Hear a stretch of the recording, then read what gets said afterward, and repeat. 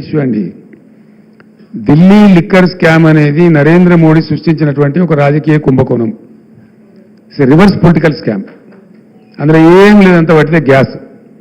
ఇవాళ వరకు ₹1 రికవరీ చేయలే, ₹1 కూడా రికవరీ చేయలేదు. ఎవరి నుంచి ఎవరికి మనీ లాండరింగ్ అయిందో, ఎవరి నుంచి ఎవరు తీసుకున్నాడో ఎవరికి తెలియదు.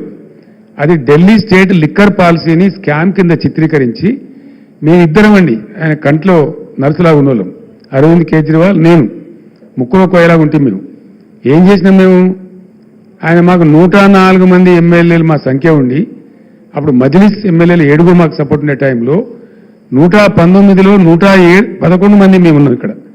అయినా ఆయన ఏజెంట్లను పంపించింది ఇక్కడికి. ఈ గవర్నమెంట్ టాపులు చేయాలని కూరగొట్టాలి రాష్ట్ర ప్రభుత్వం అనేది ఆయన ఏజెంట్లను పంపించి ఇక్కడ బేరాలు చేశారు. వాళ్ళని పట్టి నిర్బంధించి నేను జైల్లో వేసిన. ఇక్కడ వేయడమే కాదు, ఆ ఏజెంట్లను పంపించిన మూల సూత్రధారి బిఎల్ సంతోష్, ప్రధానమంత్రికి రైట్ హ్యాండ్, జాతీయ కార్యదర్శి, ఆయనను పట్టుకరమని చెప్పి ఢిల్లీ సెంట్రల్ బీజేపీ ఆఫీస్ మీదకి మన పోలీసులను పంపించిన నేను. ఆయన పట్టుకరమని పోయిన తెలంగాణ పోలీసులు తప్పించుకున్నాడు ఆయన. అది వాళ్ళ మా మీద కోపం.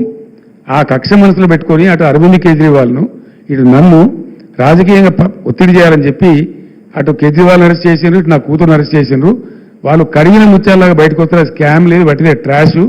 అది బూమరాంగ్ అవుతా ఉన్నది. ఇలా ఆ అమ్మాయి బతుకమ్మ ఉద్యమం చేసి తెలంగాణ ఉద్యమానికి ఎంతో కంట్రిబ్యూట్ చేసి అమెరికా నుంచి వచ్చి పాపం తన జీవితాన్ని ఎదుర్కొని తెలంగాణ కోసం పనిచేసిన బిడ్డ. అందరికీ తెలుసు, లోకానికి తెలుసు. ఆ అమ్మాయి స్టాండర్డ్ ఏందో, ఆమె ఎట్లా మాట్లాడుతుందో, ఆమె ప్రవర్తన ఏందో మీ అందరికీ కూడా తెలుసు. మీ అందరూ కూడా చాలామంది జర్నలిస్టులు ఆమెతో కలిసి పనిచేసిండ్రు. అటువంటి ఆమె నిర్దోషం పట్టుకుపోయి ఒక మహిళను చూడకుండా కేవలం నా కూతురు అనేటువంటి ఒక రాజకీయ కక్షతోని మోడీ అరెస్ట్ చేసిండు. ఏం ఫరక్ కూడా మేము భయపడము, రాజకీయ కుటుంబం కాబట్టి మేమన్నీ ఎదుర్కొంటాం. మాకు ఈ జైలు బీలు కొత్త కాదు. We are not worried. ఆమె కడిగిన ముత్యంలాగా బయటకు వస్తుంది. I have no doubt. Thank you so much. Thank you.